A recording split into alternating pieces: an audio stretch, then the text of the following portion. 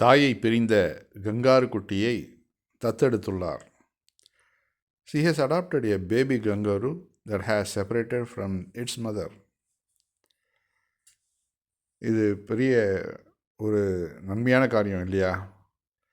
தாய் அந்த சின்ன வயசில் பிரிஞ்சிட்டா அதன் பிறகு அது அங்கேயே செத்து தான் போயிடும்.